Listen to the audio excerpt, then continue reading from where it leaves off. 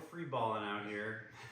Yes, sir. Most of the time. Free associating. It's better for the air circulation down there. Welcome to the Original Substance Podcast. After much deliberation and voting and looking at a handful of possibilities, I think we've settled on Original Substance, and that's the podcast title we're going to continue to go with here. Some things to know about Original Substance. Can't run out of it. It's neat to us. So it's kind of the whole point, is to get out fresh ideas that are things we're connecting to personally with our own experiences. And of course, we're going to take inspiration from a myriad of places, but at the end of the day, the intention is to put out something completely original. So that's the challenge we're going to set for ourselves. And we're also going to set the challenge that we can always come out with something better, something that's going to be incredibly valuable in a new way, give you new metaphors, new ways to think, new ideas to explore, new actions to take. So that'll be fun. Yeah, Original Substance actually came from Wallace Wattles' The Science of Getting Rich. Yep.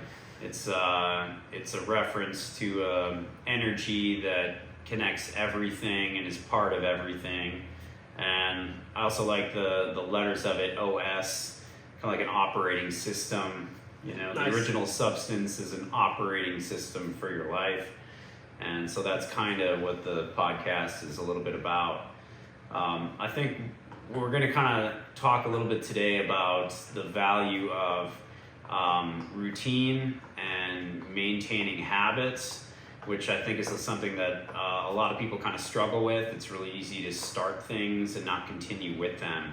And I think that in starting this podcast, that's something that we ourselves have started to kind of delve into a little bit, where we created the first two podcasts, and before even publishing those first two podcasts, we sort of started to drag our heels a little bit in terms of getting the third one going.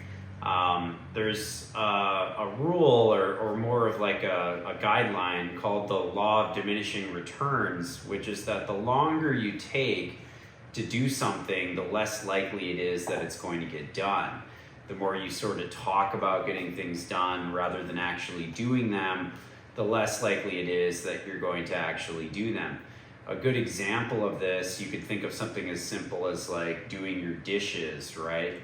The longer you tend to leave them, the less likely it is that they're actually going to get done in a timely fashion, versus when you just, do them immediately. You don't even need to talk about it. Yeah, it's easy for anybody to understand this concept. One thing I'd like to just point out is that, there's a lot of things that Ben does in terms of his routine that I admire, that have been a great example for me, in terms of being disciplined and structured in the way that he does things. Specifically like meditation, for example, like he's very structured about doing his meditation every day. And that's been a very inspirational thing for me in terms of being more consistent in doing my meditation every single day. And I'll say that, it is very admirable, because you're very diligent in making sure that you do the same things each day. So maybe that's a good place to start today. Talk a little bit about like what your daily routines are and how you got into sort of maintaining those routines through time. 100%. That's cool. And thank you. I didn't even know that. I don't talk about really my meditation stuff. I didn't even really know he knew that I did it, because I don't like see him watching me or something. So I peer through the window. Yeah, that's okay. That's fine. So Totally cool. we paused the video by accident, so we're just gonna keep going. Yeah, that's cool. That's cool to know though. And meditation has been a long practice for me, but it's been off and on. But I recently got re-inspired, mostly honestly for the performance benefits. I'm not gonna lie. As you sink deeper into meditation on a consistent basis, it gives you such a calmness and such a baseline awareness to operate from, that you're kind of you kind of have this Zen-like level of focus towards whatever it is you want to do, and you can return to scratch, like at any point, and from that nothingness, you can kind of create anything. So that's the real benefit of like consistent meditation, is that you kind of can always go back to square one very quickly and shake off anything that came up in your day, positive or negative, and reset for the next thing. That's kind of the practice of it. So, and it really works. So I'm inspired to keep doing it, and that is the practice of the meditation itself. Is you're just focusing in and out on the present moment, your breath. You get distracted, and it's kind of the point of it is to almost get distracted so that you can notice that and go back to the thing you were focusing on, your breath. And as you build that strength, that carries over into your entire life. So it is a baseline excellent habit for anyone to take on, because it literally applies to anything you go and do. So let's back things up just a little bit. So we're kind of talking about routine, and so I for our viewers that are just kind of dialing in here, you do meditation every morning, is that right? Yeah. Yeah. So usually you're meditating first thing in the morning when you get up, and very consistently, like clockwork, each and every day. Can you talk a little bit about how you started to do that, what that was like when you started, and some of the sort of challenges that you experienced as you were beginning to form that as a habit? Sure, yeah. And, moments where you sort of felt wobble in that process, and how you pushed yourself through to continue and maintain that structure of that habit. Yeah, so I got introduced to meditation through my best friend. His name's Jacob, and he had been meditating since he was, I think, like 16. I probably met him when he was 19. And so I kind of got it secondhand from him. He would guide me and my brother through like guided meditations, like once in every blue moon. And I would notice these like just this profound calmness after he would like lead us through that. That I would just feel a lot more at peace with myself, and like my mind just felt a lot more compliant with me. And eventually I tried to just kind of get into what he was doing, and I always struggled because he had been at it for a long time, and he was so calm and like easygoing with his meditation. And anytime I would sit down, like 3-5 minutes in, that was the last thing on earth I wanted to do. And it was hard for me to do it regularly, because it's honestly really uncomfortable most of the time, because you get rid of all your distractions, you're faced with your fears, you're faced with whatever obligations and responsibilities you have in life, and they kind of all just come up to the forefront, and you're finally not running away from them. And so not only is it uncomfortable to just sit there and not move, because I think as humans we kind of want to just fidget and distract ourselves and just kind of always have some input of some sort, so it's just uncomfortable in and of itself, but it's also uncomfortable because you get to sit with the uncomfortableness of your life. And it's hard. And so it was hard for me for a long time. And for many periods of my life after finding meditation, I stopped doing it, mostly because it's just difficult. So there's been dozens of times I've quit it and just kind of let it sit on the shelf for a long time. And even when I get back into it, the first month or two is every day is a little bit uncomfortable. Every day I kind of don't want to do it and can convince myself that I don't need it. But every day I decide to anyways, and I'm way happier on the other end. So you said that you've kind of started to get back into it. How long would you say you've been in your most recent phase of this habit, doing it consistently, say on a mostly daily basis? 3.5 months. Okay. About 3.5 months. So about 3.5 months in the current period. Yeah. Basically, I think it's been every day. I don't think I've missed since I decided to do it. Yeah, so I just started a meditation habit about 10 or 12 days ago, kind of inspired by how consistent you are, Ben, with doing your habit. It's something that I've wanted to get into for a long time, and of course I've practiced yoga for a very long time, 10 or 12 years on a very regular basis. But it's been a struggle for me to actually get into meditation. I'm kind of among the era of ADD, ADHD, kind of easy distraction on the computer all the time sort of people. Yeah. And it's hard for me to just like anchor down and just settle and just focus on my breath. I always feel like my brain's going a million miles an hour. And I'm reminded of the phrase, if you're too busy to meditate, you should meditate twice as long. And there's really something to that. And, that's because for me, I noticed that time isn't really linear, right? Like, you can experience time as being very quick. You can have, you can be in the presence of somebody that makes you nervous and time goes by very fast, or you can be in like a very boring class and time just seems to drip by like molasses. So time isn't necessarily always the same, and how we experience time changes. And I find that when I meditate, it helps to kind of put me more in control of the way I experience time. I don't feel like I'm pulled around by time quite as much, and it feels more like time serves me rather than I'm serving time, if that makes any sense. But yeah, I started and I did about 10, 12 days of meditation. Sorry, crowd, we're kind of working. We got a new gimbal here, and we can start and stop the video using a hand gesture, and we're hand gesturing too much, and we're starting and stopping the video. So we apologize for the subtle inconveniences here. This is a great time to mention, this is kind of a good metaphor for meditation. It doesn't always go exactly the way you think it will. Yeah. And a lot of things arise that you don't necessarily expect. Yeah. And you have to just kind of breathe through that and continue to keep going.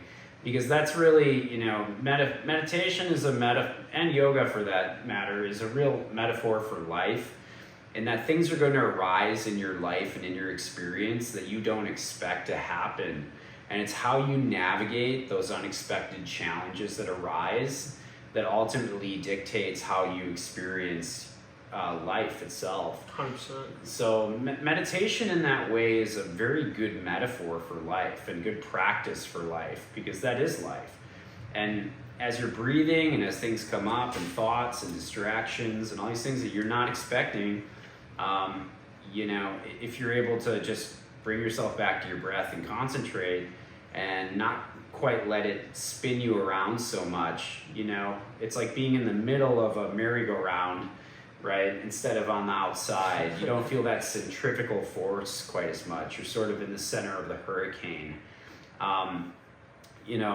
Speaking from my experience, I stopped using cannabis about a week ago, give or take.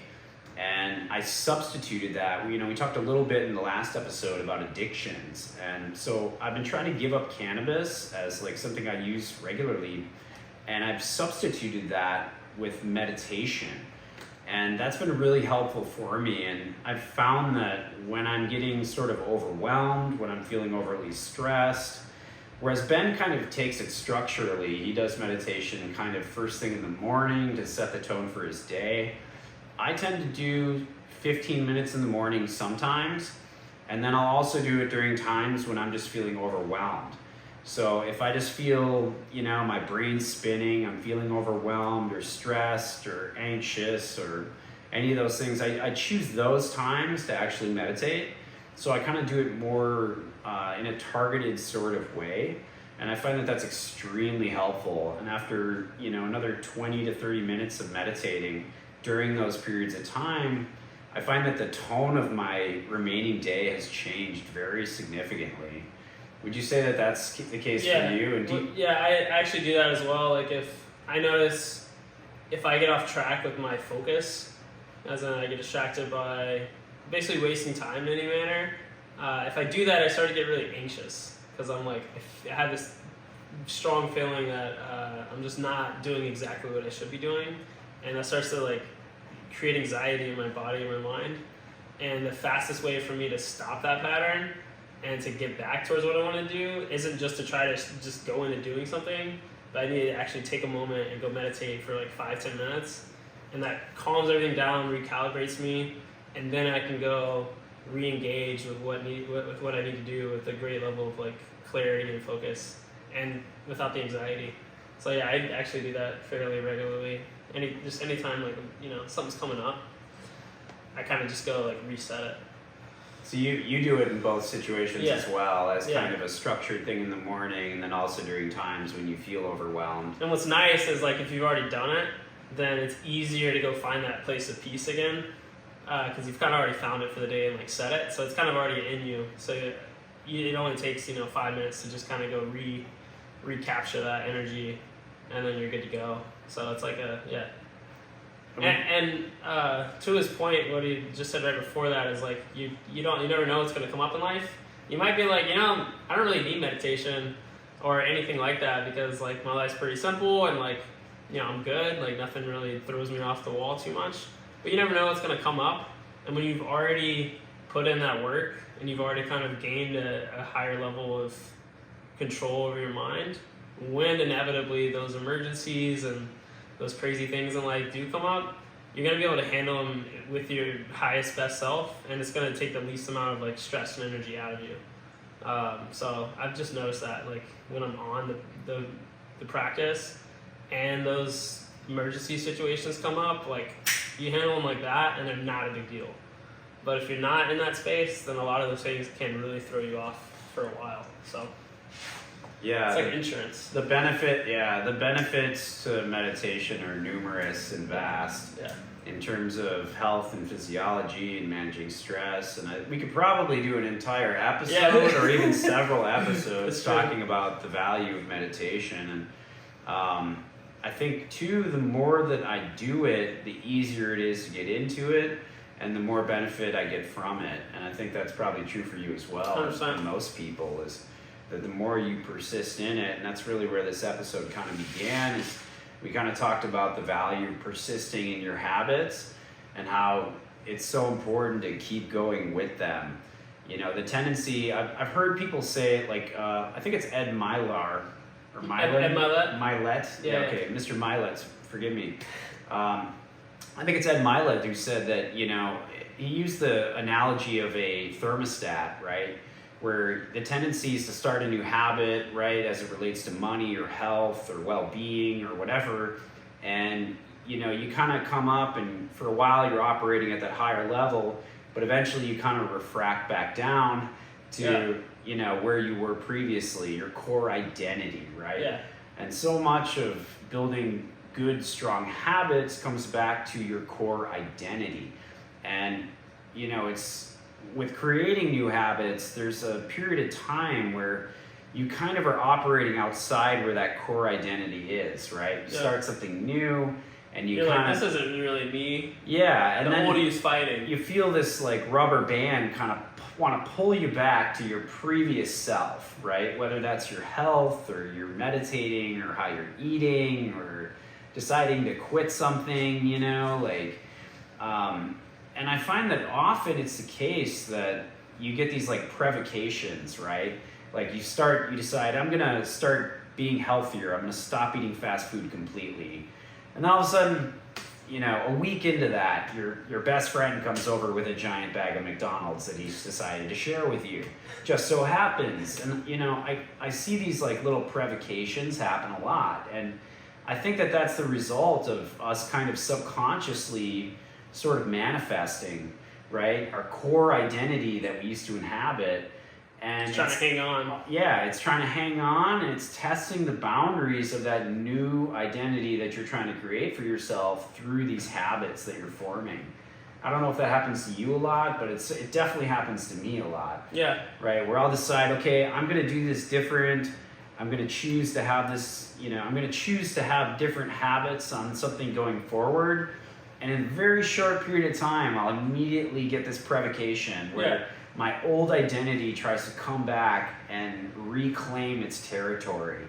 And it's for me, it's at those moments that you really have to be mindful and make sure that you maintain the boundaries of those new habits that you're forming. And like those are those key moments, right, that differentiate between continuing with something new. Are you going to stay who you are forever? Exactly. Are you going to stay who you are forever, or are you going to change, and are you going to upgrade, or are you going to become somebody different moving forward? Yeah. And it's kind of like one of those like final bosses that come up almost. It is. It's like you're trying to switch, and like before you get out of it, final bosses. The like, final boss will come and test you, and you need to be ready to defeat it. you need to be aware that it's going to happen, and you also need to be ready to make the right decision when it does. Yeah, almost like just expect it. Like, all right, I'm trying to become a better version of myself. Where's the boss at? Like, where is he going to come attack me, and how can I be ready for it? Absolutely. And if you're ready for it, you can just kind of laugh at him and be like, okay, let's go. Absolutely. And if you're not, then that old self is going to have a pretty solid grip on you, and you just might get locked back in. And then if you lose that battle, a lot of times the story is like, see, it can't change. This is who I am. And you can get locked in that for a long time and not even try to fight the fight anymore. So those pivotal moments are really important. Absolutely. Yeah. And what happens is if you don't defeat the final boss, right? And I think you know this personally through like your workouts, right? Like for you, it's like going to the gym, working out. For me, it's yoga. That's kind of our main physical activity, right? Yeah. And let's see. So if you don't defeat the final boss, like when those times arise, like it's those times that you really don't want to do it, that you really feel challenged. Like those are the most important times to stick with it, right? Like for example, like with the gym, if you're too tired, you don't have a lot of energy, you didn't sleep enough, like when you're maintaining that habit, it's those critical moments of challenge that it's most important to follow through and continue when it feels hardest to do so, because that's what really creates and reinforces positive habits over time. And that's true for me as well in my doggo. Wait, come here, Percy. Come here, Percy. Come here. Come here, Percy. Yeah, he'll come when he comes. Yeah, okay.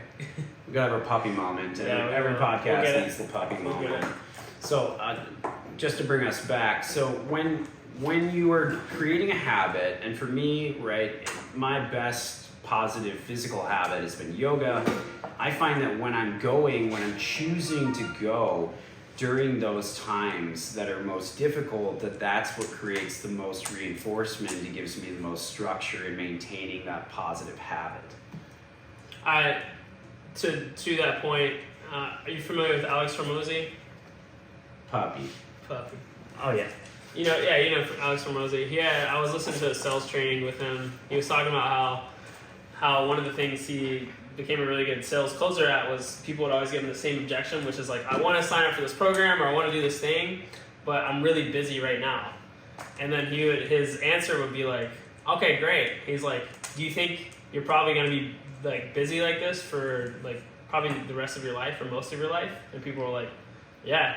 And he's like, well, wouldn't it be great if you had someone to walk you through this process while you're busy, so that you can handle it during the most challenging parts of your life? Because if you can handle it right now, how easy do you think it's going to be to handle when you're not that busy? If that makes sense. And so basically what that just means is like, we need to be able to learn how to make the right decisions in our highest stress, in our highest like busy, or in our weakest moments. Because if we can make the right decisions during all those times, then during the easy and during the low stress times, of course they're going to make the right decision. So don't give yourself the cop out of just because like life is crazy hard right now or stressful or whatever, that's why I'm not doing the right thing. It's like that's when you need to be doing the right thing the most, because at some point life is always going to be hard and challenging and inconvenient. So you need to master that skill during the difficult phase. That way you have it locked in during all the phases. So another kind of critical add-in that I want to throw in, and also I love Alex Hormozi. Yeah. He's very inspirational, and he's such a distilled, simple message. Yeah. You can take very complicated stuff and just make it really simple, and I think that's really helpful for a lot of people. But one of the other reasons that it's so important to follow through during those difficult moments is when you don't follow through at those critical moments, and you do that with habituation, you do that several successive times, you start to fall into learned helplessness, right? yeah, You start to fall into learned helplessness because you have these successive times where you try to create a habit and you stop partway through, and then your brain falls into learned helplessness. And like Tony Robbins really harps away at this, and a lot of people can't change their habits simply because of learned helplessness. because they've tried a few times, but because of their own decision making, they didn't follow through with it, and they start to think that that is a permanent structure and they can't do anything about it. So then they don't even try. Percy, go lay down. Our puppy's obviously being a little. He's a little active today, he but wants to be part of the show. Okay, let's try to find a place here. Okay, great. Thanks, Percy. All right. So yeah, learned helplessness is a real big problem, and a lot of people fall into learned helplessness. I saw a very compelling write-up the other day, and it was about neuroplasticity, right? And how a lot of people who fall into learned helplessness have very poor neuroplasticity, which is, you know, the interconnection between the hemispheres of the brain. And, you know, when we get into learned helplessness and we start to believe that things can't change, then we don't even try to change them because we think that the outcome is predetermined, right? And that's how people get kind of stuck, right? When people say, well, I'm stuck.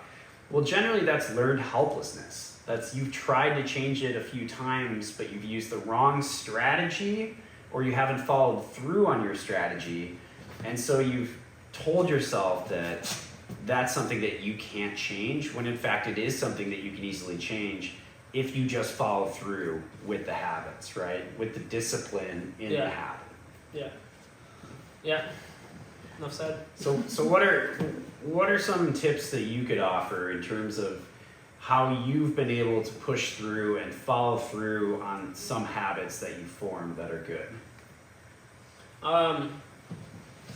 Honestly, I think a lot of times I'm just I take extreme measures if necessary in order to get something that I really want. Can you ask me the question one more time though? Absolutely. So what are some tips or strategies that you have that have helped you to continue to follow habits and not fall off from those habits, to keep routines and habits going? I work really good off of streaks. So like if I want to start a new habit, what I realize is that it's much easier to do something every day than it is to do it most days.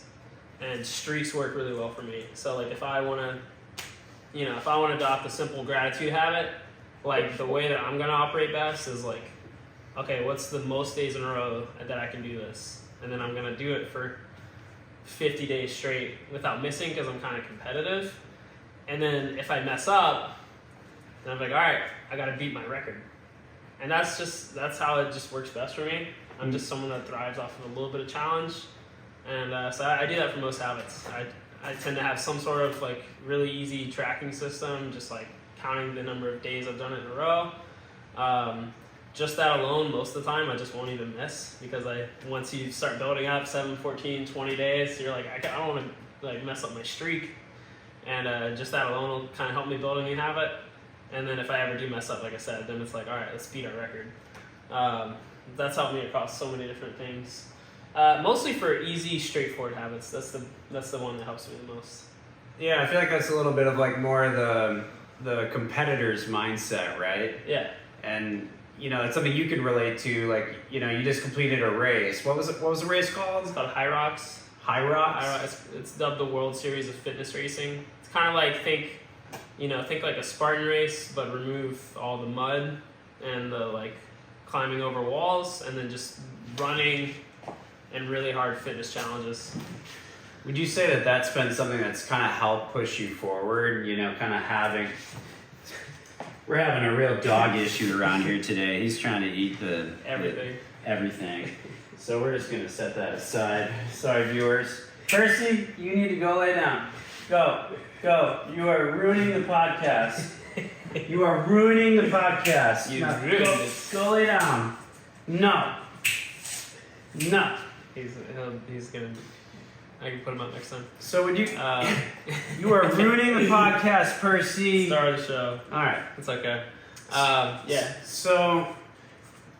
Right. So would you say that having like an ultimate goal? I'm just calling it an ultimate goal. It's obviously not an ultimate goal. Yeah.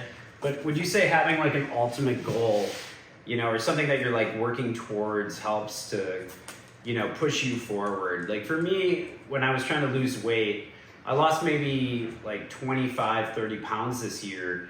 And for me, it was like, my ultimate goal was like, I want to get under 180 pounds again, right? So I just kept going, and that kind of gave me something to like work towards. And I think that that's really helpful as well when you're trying to create a new habit, is like having something to strive for, right? Like having a bell to ring that you're going after, right? It gives you that little bit of 51%, that extra 1% that kind of get you over the boundary and keep you going towards that next habit, or next, workout, or whatever it is. Yeah, right. Totally. That like you asked me earlier about the other habits. Like, is there anything that is a major thing for me as well? Like, if I can think forward towards a certain date where I know something's coming, whether it's just like it's a certain time and I got to reflect, like, am I where I want to be or not, or if it's like a challenge like the competition I did, if I can think ahead and be like, all right, like everything I'm doing is going to put me one step closer or one step further away from making that successful,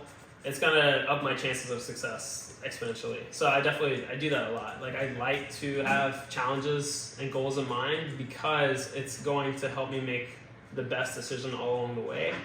I use that constantly. We're not all David Goggins. David Goggins is like, you don't need a race to be super fit and to go run 50 miles. You should just go do it. It's like, that's great if you're crazy, but most humans, most of us normal people need some sort of tangible thing. You hear that, David Goggins? We're not all David Goggins. Sorry, David.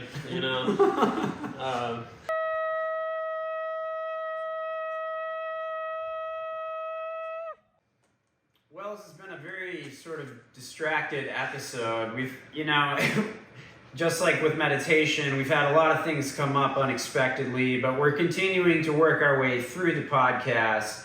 And, that's how you got to approach life. That's how you got to approach your habits. That's how you got to approach your mentality. And when things come up that you don't expect and things don't go exactly the way you think you're going to, you got to just keep going. You got to just put one foot over the other and just keep on moving, right? Yeah.